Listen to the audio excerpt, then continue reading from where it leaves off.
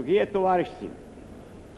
я хотел бы прежде всего от имени народов Социалистической Югославии и Союза коммунистов Югославии передать братский привет,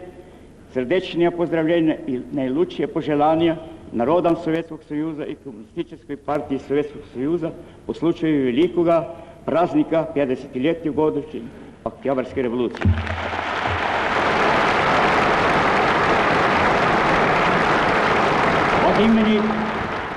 От имени нашей государственной партийной делегации и партийной делегации и от себя лично я хотел бы поблагодарить за направленное нам приглашение и выразить наше чувство радости, предоставленную нам возможность присоединиться к советским людям в празднованию великого юбилея, который как собственный праздник отмечает рабочий класс и весь народ, трудовой народ в мире.